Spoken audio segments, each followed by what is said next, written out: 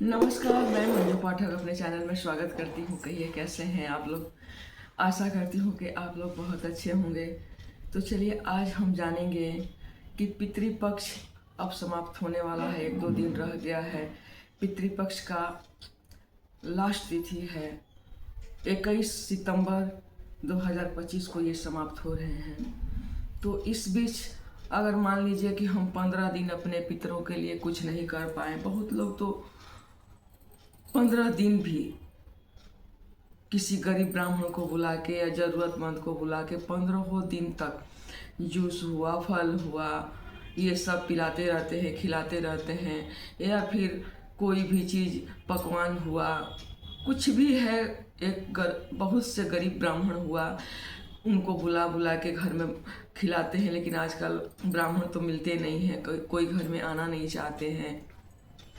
तो गाय को, पक्षी को यथाशक्ति अपने पितर के नाम से वो 15 दिन तक करते हैं, खिलाते पिलाते हैं, उनको दान दक्षिणा जैसे संभव होता है वो अपना करते हैं। लेकिन मान लीजिए कि अब जिसका तिथि पता नहीं है, किसी को अपने पितरों का तिथि पता नहीं है, वो चले गए हैं, तो इसीलिए ये बनाया गया है कि सर्व पितृमोक्ष अमावस्या तिथि, इसीलिए बनाया गया है। इनका नाम यही दिया गया है कि सर्व पितृ अमावस्या तिथि को आपको कोई तिथि याद नहीं है कि कब क्या हुआ नहीं हुआ, आप छोटे थे, बड़े हो गए, अभी कब चले गए, आपके बड़े बुजुर्ग भी अब नहीं हैं, या फिर आपके पास नहीं है, या बातचीत नहीं है। बहुत सारा कारण होता है जो आदमी को दिमाग में इधर उधर, तो पूरा जिंदगी का साल भर का सवाल होता है। तो साल भर में क्या क्या घटनाएं होते रहती है, तो इस वजह से आपको अगर कोई तिथि याद नहीं है तो आप कुछ मत कीजिए। उन पितरों को नाम और गोत्र लेकर, और ये अमावस्या तिथि को जो पड़ रहा है, वो अमावस्या तिथि पर आप जाके उनके नाम से आप जितना हो सके आप दान पुण्य, ब्राह्मणों को भोजन कराइए बुला के। आप 15 दिन में नहीं कर सके कोई बात नहीं है, लेकिन ये अमावस्या तिथि पर ये पितर के लिए ही ये अमावस्या बनाया गया है। दूसरे दिन 22 तारीख को तो आपको अब दुर्गा जी का दिन आ रहा है, अब उनका अब समय चलने लगेगा। तो ये पितर लोग 15 दिन के लिए ही आते हैं। कहा जाता है कि इन 15 दिन में भूला चुका जो हुआ, कहीं देश विदेश जो हैं नहीं कर पाए हैं, तो लास्ट दिन या अमावस्या को आप अपने पितर को के नाम से गोत्र और नाम रख के उनके निवर्तिक आप जाके पकवान क्या, पितर हमारे ये जो पितरी का श्राद्ध होता है ना, ये एकदम सादा सिंपल खाना ब्राह्मण को खिलाया जाता है। इसमें तामसी कुछ भी नहीं खिलाया जाता है। इसमें खाया ब्राह्मण को बस इतना ही कीजिए कि आप खीर पूरी बना लीजिए, और आप ज़्यादा करना चाहते हैं तो तरोई होता है जो पितृपक्ष में बहुत लोग नहीं भी खाते हैं, बहुत घरों में इनको नहीं भी खाया जाता है। लेकिन अमावस्या को ब्राह्मण को जब आप खाना खिला रहे हैं तो तरोई का सब्जी बना लीजिए, और खीर पूरी ही खिलाया जाता है सच पूछा जाए तो। लेकिन अब मान लीजिए कि खीर पूरी कोई नहीं खाएंगे या फिर अच्छा नहीं लगता है देने में भी, तो तरोई का सब्जी हल्का फुल्का बना के उनको खिलाइए। और उसमें बहुत हुआ तो खीर में मेवा मिष्ठान का भी आप दे दीजिए। कोई कोई दही बड़ा बना के उसमें रखते हैं, और यही पितृपक्ष में ब्राह्मण को खिलाया जाता है। ब्राह्मण ऐसा नहीं कि जो खाता पीता है कोई भी ब्राह्मण मिल जाए आप उनको ले आके बुला के खिला दीजिए, तो वो संतुष्टि नहीं होता है। एकदम ज़रूरतमंद जो ब्राह्मण है, एकदम गरीब जो ब्राह्मण है, जो उनको बहुत आवश्यकता है, अगर वो खाएंगे ना इस खाने को, तो पितर लोग हमारे बहुत प्रसन्न होंगे, बहुत तृप्त होंगे। और गाय को आप खिलाइए, गाय भी भरपेट अगर खाना खाएंगी तो हमारे पितर लोग बहुत तृप्त होंगे।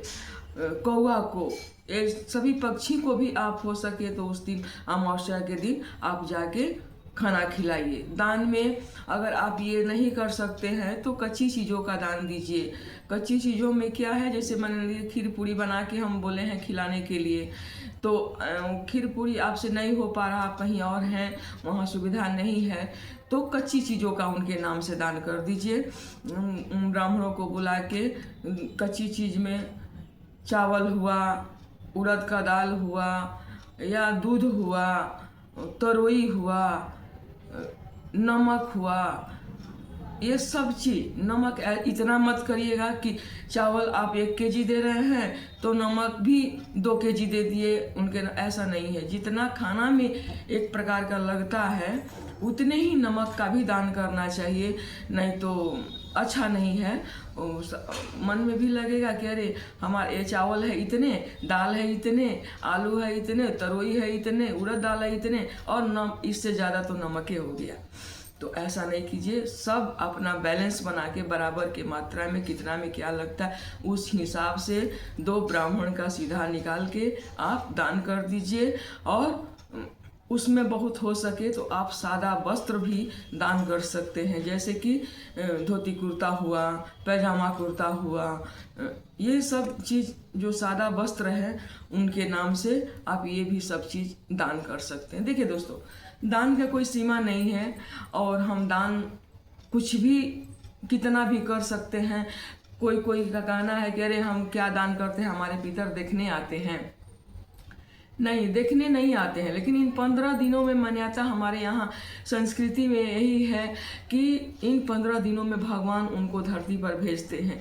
तो जो दुनिया भगवान को कहाँ देखे हैं, भगवान तो एक पत्थर में विराजमान है, तो पत्थर तो भगवान नहीं, मानने वाले को पत्थर में भी भगवान नज़र आते हैं, और नहीं मानने वाले को वो ऐसे ही पत्थर का मूर्ति दिखते हैं।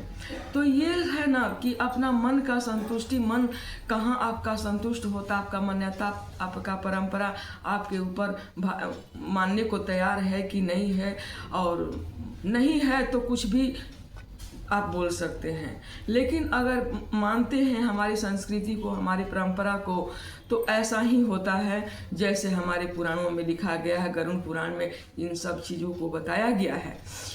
तो इसीलिए कहा जाता है कि आप कभी नहीं कर पाए हैं या 15 दिन तक नहीं कर पाए हैं, तो इसीलिए कहा जाता है कि अमावस्या तिथि पर कीजिए। इनका नाम दिया गया है सर्व पितृ मोक्ष अमावस्या। तो इन अमावस्या तिथि पर आप सब कुछ दान कर दीजिए, और यथासंभव ब्राह्मणों को दान दक्षिणा पैसा के रूप में भी देके अपने घर से खुशी खुशी विदा कीजिए, और अपने पितर का आशीर्वाद लेके अपने घर का सुख शांति बनाए रखिए। तो मेरा यही तक का वीडियो था, और छोटा सा वीडियो अगर अच्छा लगा होगा तो एक लाइक ज़रूर कीजिए, क्योंकि हमारे यहाँ ऐसे ही होता है। बहुत बहुत धन्यवाद।